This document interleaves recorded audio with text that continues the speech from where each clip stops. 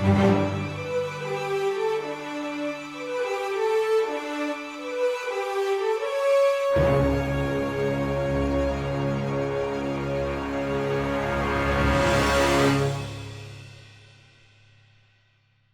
everyone, welcome back to the TJOmega channel for day 1687 of our daily content grind, and welcome back to the Toy Store Life.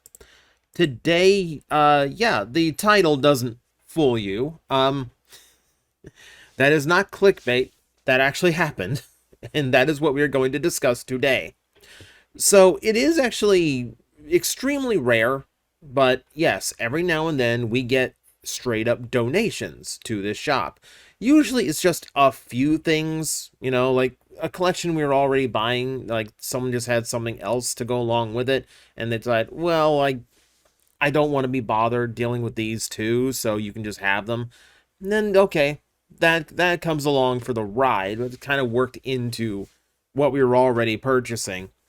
As far as like free collections go, like genuinely free, everything we ever had Star Trek all came from one guy whose wife just told him he had to get rid of it, and he said, well, it's either you or the dumpster. So he decided on us, and we try, we try to make sure they are okay with that before it happens, and he was, because according to him, it wasn't worth anything, because he is correct. The 90s Star Trek toys really don't hold a lot of value. But this one happened just a few days ago. And yes, this is right up my alley. So before we get into it, let me just go ahead and show you. This is it.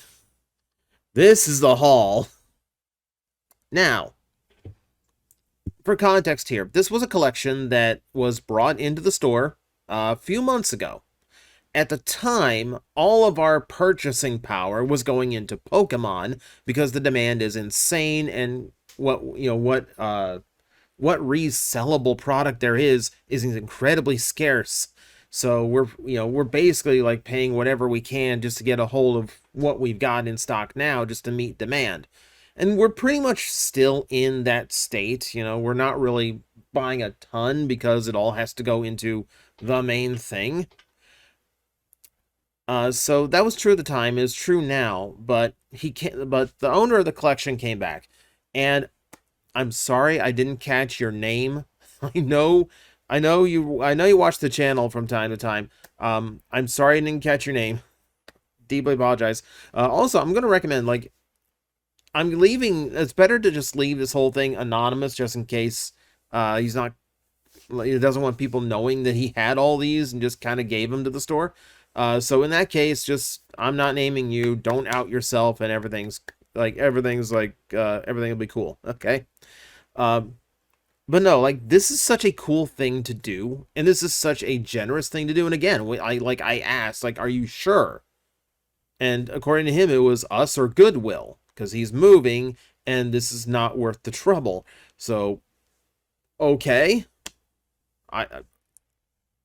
I wanted to make sure he was okay with this, and he was.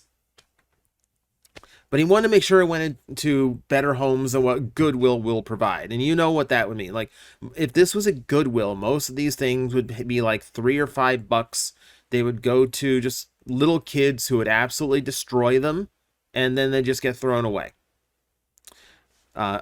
This gives them a better chance at actually ending up with a collector who's going to treat it right. So I'm going to take you through this collection because, hey, if someone's going to do something this cool, I'm at least going to show it off, and just to present it, just because it is fascinating to talk about. It's because you can kind of get an idea of the collector from what their collection is, and this is incredible because it goes all over the place. Here's Armor Hide from 2001. Now, he is complete. He's got his gun. He's got the big 2-barrel gun that goes on the tank mode. Unfortunately, the only other member of the Ruination team in with this batch was Mega Octane, who is missing the combining elements. So, technically, he's incomplete. This one's complete. So, there's a little bit of weirdness there, but still, 25-year-old toys in this batch, but also toys from last year. This is the Cliff Jumper. This is the Cliff Jumper that came in like one of the last 4 packs that we got. And this kind of shocked me, because not only because it was still on the cardboard, like it was still zip tied to the cardboard when it came in, but also I knew people who bought this set exclusively for that Cliff Jumper. Like, that was a really weird, eclectic set of bots, but I knew a lot of people who just wanted a modern Prime Cliff Jumper. And, like, considering it's a retool of the Chase figure, it actually doesn't do too bad of a job as that Cliff Jumper. So, yeah, like, I was actually, like, stunned. Completely unused. Like, it was fascinating to me. But again, that's the kind of thing that informs you of the collector that this came from. Those other figures in that set were the more important grabs, or the very least, this is the only one that didn't sell. This is a point to make, is that a lot of these were in bags with prices on them, so I do know he was trying to sell them. I don't know if it was at a show or on eBay or what, but he made an attempt, and I'm assuming he just ran out of time. I'm assuming that's how that went. But what I like about collections like this is a chance to like reconnect them figures I've not messed with in a while. Not only to just kind of reminisce on, oh, wow, I miss this toy. This is a fun toy. I kind of miss having this toy. All the way to, oh my God, I misremembered you. Oh, good Lord. I enjoyed you at one time. What was wrong with me? So to kind of give you like an idea of that spectrum, we had a War for Cybertron Soundwave, the deluxe one that came out in Generations. This one is nice. I like this Soundwave toy. Like, yeah, it's a little bit scrawny and a little bit small in stature for what it is, but I do think it's a fun toy. I do think it transforms well and it looks good. I thought it was clever. At deluxe size, they didn't have the space to give him sound or like a Ravage or a laser beak in his chest. So instead, his chest does open, but it's where his gun soars. So it's kind of like mixing both of the storage compartments from the original toy. And it's an amusing little reference, so at least it works to a degree. At least the door opens and it does something. But no, like, this was a nice little reminder of that toy. Another good reminder toy was this. Now, I never had the 07 movie repaint of Cybertron Mudflap, but I did have the original. And I do think that toy is dramatically underrated. Like, number one, I loved how it had 2 completely separate key gimmicks.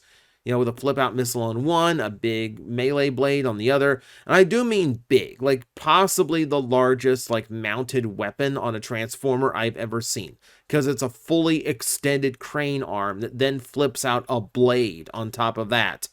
It's enormous for the figure. And I thought that was kind of cool. But what I thought was always cool about this figure is that the transformation is asymmetrical. So typically when it comes to like a Transformer, you see like I have like G1 Dirge here. Like the rear will become the legs, obviously, and then like the arms will come out of both sides of the body or from the front of the vehicle. You know, and that's pretty typical stuff for a Transformer. Most of them work that way. No. In order to get both of his gimmick blocks on his arms, he transforms down the middle outward. So the left side of the vehicle mode becomes the legs, and the right side of the vehicle mode becomes the arms with the weapons. And that's so different. It's such a cool little thing. And I really wish more Transformers were designed that way, because I think it led to him being like really unique. I know, underappreciated toy, shelf warmed back in the day, criminal. This thing did deserve to shelf warm. Geez, the reveal of the Shield Perceptor I forgot was as bad as it was. Oh my God, transforming that thing was a pain. I hated it. And like to this day, it feels like it's incomplete. Like it's got a tab that's supposed to lock his backpack into his torso, but the backpack is where the arms are connected. And it looks like there's grooves for the arms to connect somewhere on the torso, but they never do. So it like the backpack makes the arms come off all the time. It's just sloppy as a figure. I can remember being excited when they announced that this toy was going to get retooled into Perceptor and then, or Reflector, and then it never happened. Maybe I'm glad it never happened. Maybe I'm okay with that now. The other one in that spectrum of, oh god, I can't remember how, I forgot how bad this was. I forgot to take a photo of it. Revenge of the Fallen Wheelie. That is not a great toy. The transformation on that is really bad and very easy to pop parts off during it because there's just parts that are just too stiff and don't have enough clearance to transform properly. And then once he's transformed, pray to God your joints are tight, or otherwise you ain't staying up very well. But I didn't want to focus on, like, you know, like the toys that weren't as good as I remember. Let's focus on some of the really cool stuff that was in here. For instance, the Universe 2.0 Cyclonus, which I still think is one of the best deluxes I've ever messed with. Like, design-wise, for a deluxe Cyclonus, that thing is perfect. Like, it's not doing anything wrong in the least. And I love that it includes the Target Master. And I love that it does the Headmasters thing, where in animation, the Target Master is for them formed onto the wrist to replace the hand rather than just being a gun they held. That Cyclonus is the only toy Target Master that can do that. That's kind of cool. And yeah, the figure itself is just really, really neat. I really like that toy a lot.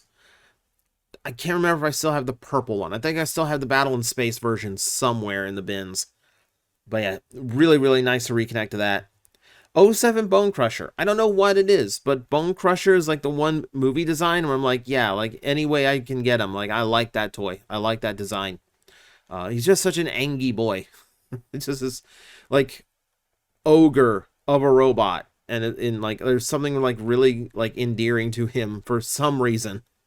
But I always liked him.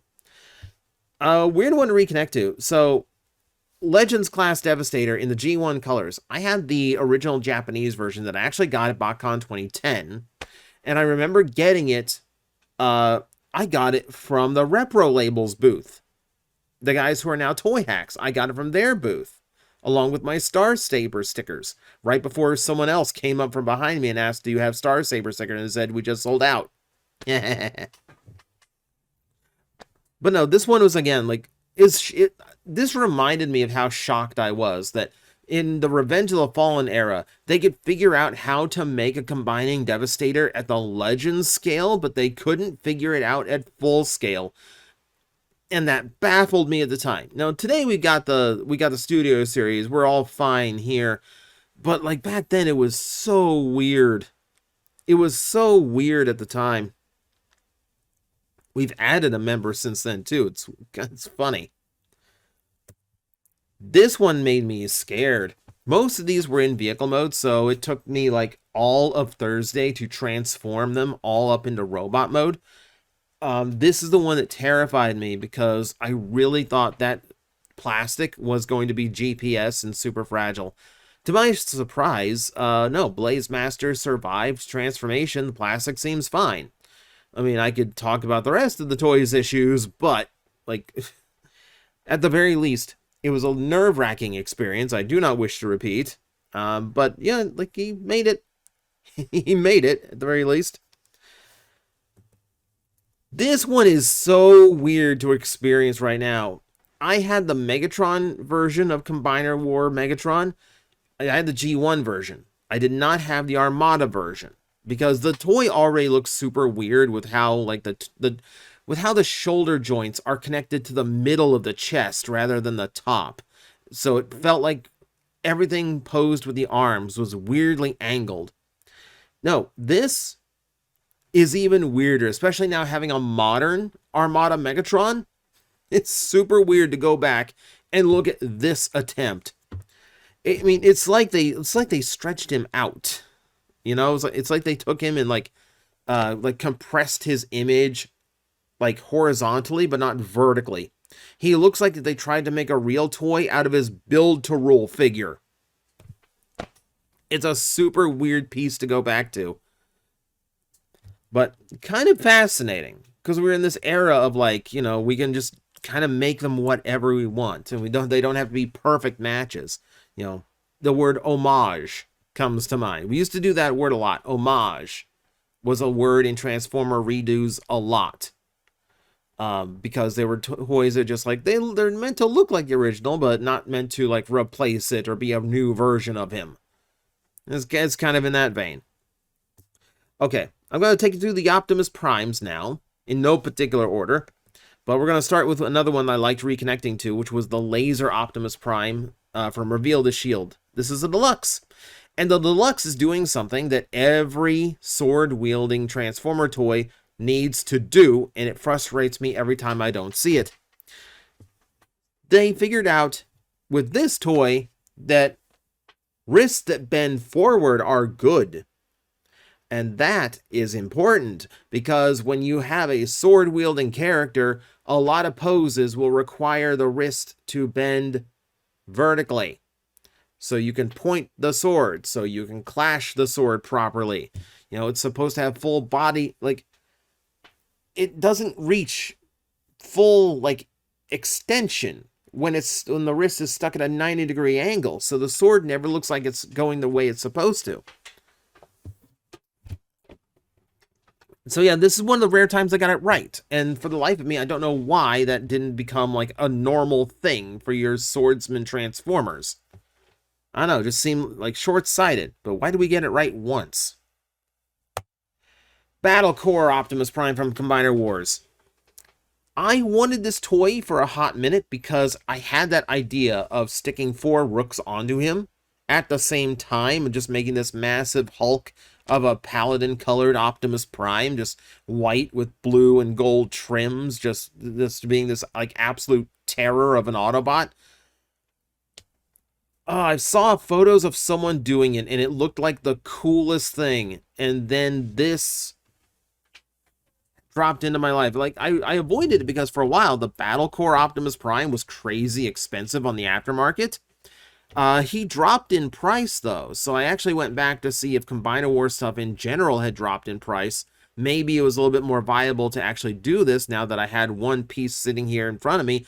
No! Rooks can go anywhere between, like, 40 bucks if you get lucky, and then, like, $60 if they're complete.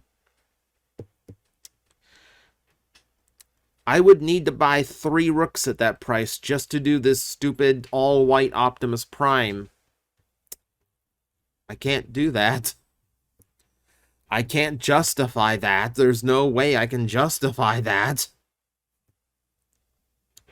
So I will have to leave it as just a fleeting dream that I once had. But it's neat. And I don't know, maybe someone will bring in collections that'll have 2 more Rooks, and I'll get within striking distance of that goal. Dark of the Moon Optimus Prime, and like I was actually like, I forgot how weird he was. I was taken aback by just how different they were trying to be. Because like with Revenge of the Fallen and then later on the Hunt for the Decepticons Voyager, I think they absolutely nailed movie-accurate Optimus Prime. So this was them trying to do something different. You know, so he had those weird, like, almost like Japanese style proportions where the arms and legs were a lot thicker, the body was smaller. Like, they were trying to go for a different aesthetic. I'm not necessarily sure if it worked, because this toy is also permanently stuck looking upward. Like there's something overhead, like making him nervous, like a dog that just heard a new noise in the sky. But funny figure to actually like kind of like reconnect to a little bit, because I only had a brief existence with this toy. I never had the brown Beast Wars 10th Optimus Primal, or rather Jungle Planet Optimus Prime from Cybertron. Still funny. There's nothing you can do to convince me that Hasbro claimed that this was like the first plan, and like the fact that they got into Beast Wars 10th as an extra wave was just a coincidental because those toys did well enough. They wanted to just get one more wave out there. Absolutely not. I do not believe that in the slightest. This is fine, you know, like it's different. It's a different take on Primal technically. It's not necessarily a bad one, you know. It's a vaguely like modern. It's like what modern Ape Link feels like same gorilla, different flavor. Okay, yeah, Silver Knight Optimus Prime. This one, okay, like this, I believe this is the preview mold, which I do have.